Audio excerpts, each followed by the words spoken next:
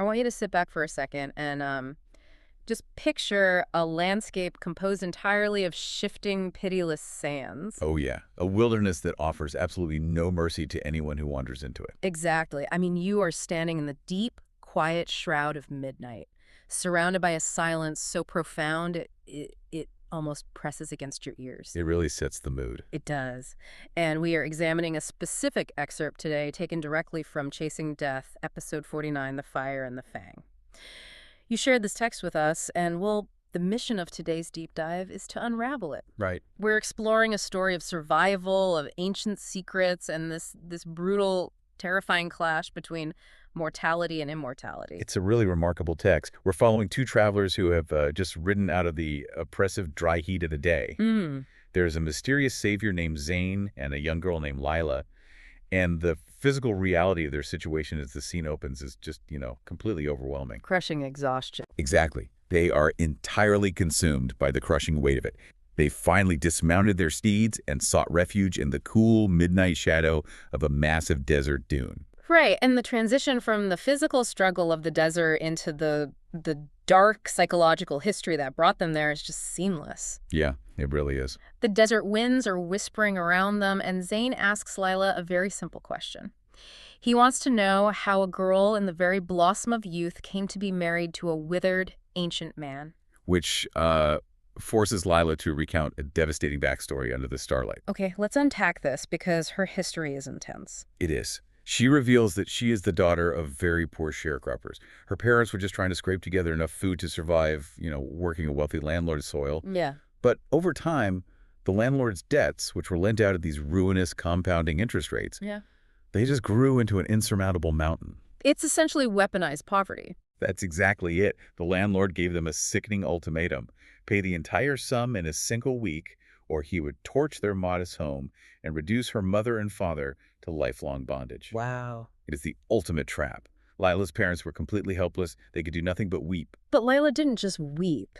And this is where I find her character so striking. Yeah, she takes action. Right. She lay awake at night thinking with this terrifying clarity. She knew the debt could never be repaid, and she knew exactly the kind of man this landlord was. Exactly. If he came to drag her parents into bondage, he would not leave her untouched. The text notes quite plainly her realization that whatever fate awaited her in that scenario would be far darker than anything her parents were going to suffer. So she makes a calculation. But that's exactly what I want to challenge here because I have a hard time wrapping my head around how a young girl just calmly does the math on this. I mean, survival makes people do unimaginable things. True, but a wealthy merchant from the city of Mohenjo-daro sends a proposition: marry him, and he will wipe her family's debt clean. And she just agrees. She makes this choice with completely open eyes. Yeah. It's so hyper-rational, it's almost chilling. She calculates her own youthful misery, a joyless marriage to an aged man, and weighs it against the total ruin of her family. She trades her life for their peace. What's fascinating here is how the text handles the mechanics of survival trauma. It feels cold from the outside, but it's really not. How do you mean? Well, she tells the story to Zayn, and the grief only actually hits her at the very end of the recounting. Her voice drops to a breath, and the tears fall slowly, without drama. The author notes, it is the way grief moves when it has been carried a long time. That makes sense. Think about a time in your own life when you've had to be the strong one during a crisis. Right, you just push through. Exactly. The exhaustion and the tears never come when the fire is burning. They only hit you days later when you're finally sitting still in the dark.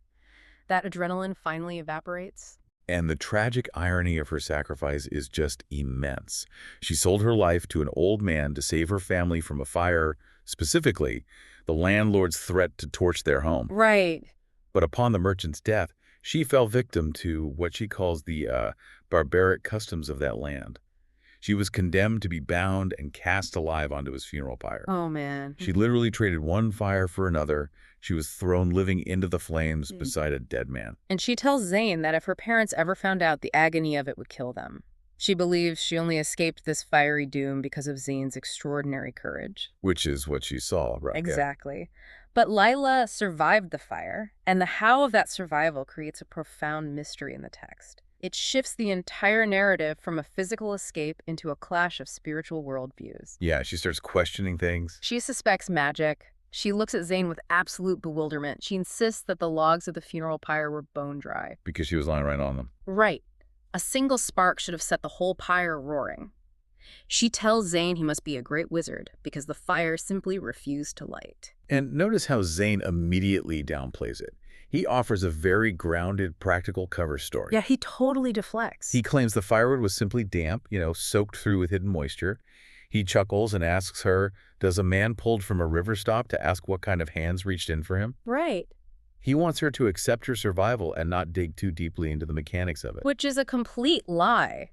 We, as the observers of this narrative, are granted access to Zayn's internal monologue, and the truth he is hiding completely changes the context of the story. Oh, absolutely. Zayn is not just a brave wanderer, he is a timeless immortal. He has walked the earth for thousands of years. A literal ancient Egyptian prince. Yes, the son of a great ancient Egyptian pharaoh, and the fire was actually thwarted with the mystical help of goddess Baltus's sister. Zayn is carrying this immense, heavy secret across the ages. He cannot reveal any of this to Lila. No, he can't. But Lila feels deeply indebted to her stone idols. She believes her gods took pity on her and sent Zayn to save her. Right. And this is where Zayn steps in to completely dismantle her worldview. He introduces her to the magnificent Lord, the one true God, the supreme creator. Wait, I have to jump in here because look at what Zayn is doing strategically. Isn't he just completely manipulating her reality? He is hiding his own supernatural identity by actively rewriting her entire belief system. She's terrified that if her gods overhear her questioning them, they will cast her back into the fire. Yes, she's terrified. And Zayn leans in, perfectly steady, and just crushes her old faith with a physical observation. He really does. He tells her that an idol is just a block of carved stone. It is so utterly impotent that if a fly were to land upon its nose, it could not lift a hand to brush it away. Right. And if it cannot protect its own face from a tiny insect, how could it possibly reach out across the desert to save her from a roaring pyre? Exactly. It's an incredibly effective, almost brutal logic. He is performing a complete psychological system wipe. That's a good way to put it. He takes everything she believed, uninstalls it, and reinstalls a completely new operating system overnight. But my question is, why do this? Why not just say, yes, I have mystical connections, you're welcome. Why the philosophical shift? Yeah. Yeah. Why go through the effort of shifting her faith away from physical statues toward a formless essence? If we connect this to the bigger picture, it's a survival mechanism for both of them. First, yes, it brilliantly protects his own ancient secret. Right. Deflecting attention away from his immortality keeps him hidden. But second, he is offering her a new, unshakable psychological anchor. Think about your own psychological anchors in moments of freefall. Lila has just survived a trauma that shattered her reality. By anchoring her to the magnificent Lord, Zayn gives her a foundation built on her own internal locus of control. Her own actions. Precisely. He tells her that you worship this formless deity not by bowing to stone, but through the virtue of your deeds. Like honoring your family. Yeah. Honoring your parents, loving your siblings without condition, extending a hand to the destitute, speaking the truth, and avoiding malice and envy. That's a huge shift. It is. He shifts her reliance from the fickle whims of men or statues to her own internal purity. And the text shows us the result. We watch the slow dawning of a profound inner transformation in Lila. A deep quietude settles over her face. A deep quietude settles over their campsite, too. Having found this mental and spiritual solace, they drift off into a peaceful slumber. But the desert doesn't care about peace. No, it offers absolutely no mercy. Just as her mind finds peace, the environment delivers a terrifying physical test of this brand new resilience. Oh, this part is so intense. Long before the first rays of dawn, Zayn's eyes snap open. His predatory instincts forged over an unnaturally long existence alert him to immediate danger. Right. He looks over, and there, coiled directly around Lila's slender neck, is a monstrous desert serpent. The atmosphere in this moment becomes utterly suffocating. The author makes it clear this is not just any snake. It is among the most venomous creatures the wasteland harbors. And she's awake. Lila is wide awake. She is frozen in absolute terror, icy sweat streaming down her face. Her vocal cords are completely paralyzed by panic. She cannot make a sound. Just frozen. Her eyes are bulging, darting from Zayn's face up to the sky, pleading with him silently. And the text notes exactly what she is thinking. What is she thinking? She's thinking, pray to your magnificent Lord on my behalf. Beseech him to spare my life. Now, let's look at the mechanics of the standoff, because the stakes for Zayn are wildly complex. He is immortal. The snake cannot kill him. Right. But we learn here that his immortality does not grant him immunity from pain. Do I have that right? He can't die, but his nervous system still registers damage. That's exactly right. And Zayn remembers with vivid clarity the last time a venomous snake managed to bite him. His immortal nature kept him from dying, but the venom turned his entire body into a raging furnace of molten agony for 2 full days. 48 hours of burning alive from the inside out, in the open desert, with no medicine and no shelter. It's unimaginable. Because he can't pass out and die, he just has to experience every second of the venom running its course. And this specific snake's lethality is legendary. Yeah, the locals have a saying for it. The desert folk describe its bite with a grim shorthand. The bitten never asks for water, meaning the venom finishes a mortal before they can even ask for a sip. Which means Zayn feels a sharp pang in his chest, not just for her physical life, but a deep fear that this sudden horror will shatter her newly born psychological anchor. Oh, right. He is terrified she will think this serpent is a punishment from her abandoned gods. The serpent is flicking its dark, forked tongue, hissing softly, preparing to strike. Wow. Zayn meets her terror-stricken gaze. He whispers to her with measured calm to not panic, to lie completely still, to pour her heart into prayer, and he promises to do everything in his power to save her. And she trusts him. She closes her eyes against the sight of the snake and begins to pray. Meanwhile, Zayn engages in a standoff that is agonizingly slow. Every second stretches out. Here's where it gets really interesting. I want you to picture the tension here. It's a battle of kinetic potential. Yeah. You have a living, thinking predator, and you are waiting to see who flinches first. It's like bomb defusal. Exactly. A high-stakes bomb defusal where the wire you have to cut is a coiled snake. Zayn locks his gaze directly into the serpent's unblinking eyes. He begins to slide his right hand slowly across the sand. Distracting it. Yeah, as he moves, he subtly wiggles 2 fingers, knowing the creature's attention will lock onto that rhythmic movement. Inch by careful inch, he brings his hand closer. The question hangs in the cold air, who will move first? Zayn trusts his ancient reflexes. He launches the first assault in a blur of motion, snapping his hand shut around the serpent's neck in a vice-like grip. And the snake just goes crazy. The violence of the reaction is immense. The snake erupts into convulsions, thrashing and wrapping itself in tight, crushing loops around Zayn's forearm. The power of a creature like that is just astounding. The constriction is so fierce, Zayn feels a sharp ache in his bone, as though his wrist might snap. The blood slows in his fingers. His grip threatens to fail. Is that strong? This creature's strength is unlike anything he has encountered in thousands of years. Any ordinary mortal would have had their wrists shattered. Zayn strains, his voice tight, and calls out for Lila to quickly bring him a stone. And this is the moment that proves the internal shift Zayn orchestrated earlier actually worked. Lila, who is just paralyzed by absolute terror, is galvanized the instant she sees Zayn in peril. She doesn't freeze? She doesn't. She shakes off her fear, springs to her feet, and finds a heavy, rounded rock. She rolls it carefully within his reach. A perfect team effort. Zayn maneuvers his trapped arm, forces the serpent's head down against the stone, and brings his boot down hard, grinding its skull against the rock with all his weight until the creature's monstrous strength ebbs away and it hangs lifeless. It's a flawless synergy between the physical and the psychological. Lila uses her new foundation to steady herself, finding an unexpected reservoir of strength from a place she didn't know existed. Right. And the victory is truly shared. Zayn required her steady trust to approach the snake, and he required her swift action with the stone to defeat it. When it is over, the immediate suffocating threat is neutralized, and the tension slowly ebbs into a weary, cautious relief. But the danger of the desert isn't just in the immediate attack, it's in the unseen mechanisms of the environment.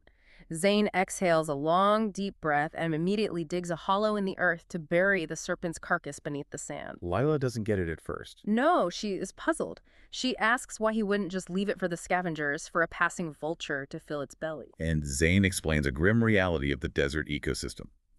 If a scavenger eats a carcass with this specific concentrated toxicity, it won't just die, it will be driven mad. Wow. And if that rabid, maddened animal bites a human being, that toxic madness is passed on. So what does this all mean? It's pure ecological containment. Yeah, Zayn views the desert not as a random sandbox, but as a closed-loop biological circuit. exactly. Leaving that venomous snake exposed is like leaving a live wire exposed in a puddle of water. Eventually, the shock will reach someone. It reveals the profound practicality of an immortal mind. Zayn isn't just reacting to the present moment, he is thinking centuries ahead. He manages the environment with the wisdom of someone who has watched these chains of causality play out over millennia. After burying the threat, Zayn announces that once he sees her safely home, he must return to Mohenjo-Daro to complete his mission. And Lila is instantly terrified for him. She begs him not to go back. She warns him that the authorities, the temple guards, the priests, they will show no mercy. They will take his head. But Zayn just smiles. He is entirely undisturbed. He tells her he has no fear of them, that the threats of mortal men do not touch him. He frames it to her by saying that when a person places their unwavering trust in the one true God, they are liberated permanently from every worldly fear, anxiety, and sorrow. He calls it a living reality. And with that, as the pale ribbons of dawn begin to wash the dunes in amber and gold, they mount their horses and set off. They ride across the arid wilderness through the heat of the day until finally, in the afternoon, Lila sees the rustic silhouettes of her village. The modest mud brick and thatched roof houses. The joy is overwhelming. She leads Zayn through the dust paths straight to her family's homestead. The parents must have been in shock. Stepping through the threshold, her elderly parents freeze. They stare at her as though looking at an apparition risen from the dead. Her father's voice cracks as he asks how she's returned alone and who this young man is. It's an incredibly raw reunion. Lila cries tears of relief, burying her face in her mother's shoulder, and then she tells them everything, the entire harrowing saga, leaving nothing out. Every detail. And when her aged parents hear every terrifying turn their daughter survived, her father steps forward. Tears are streaming down his weathered cheeks, and he wraps Zayn in this fierce, trembling embrace, pouring out his gratitude. Zayn feels his duty is discharged. Right, he tries to take his leave to head back into the desert, but the family won't hear of it. They point to the exhaustion on his face and plead with him to stay for a night or two. And seeing their absolute sincerity, Zayn finally relents. This raises an important question about the burden of immortality. It highlights the lonely, cyclical nature of his existence. Oh, so? Well, he walks into a desperate situation, saves a life, alters the course of a family's history, and then prepares to quietly vanish into the sands. He accepts a brief, fleeting moment of human warmth under their roof, but he knows, and we know, that he must eventually move on, walking his endless timeline while they live out their brief, fragile lives. We've traced an incredible journey tonight in the dark.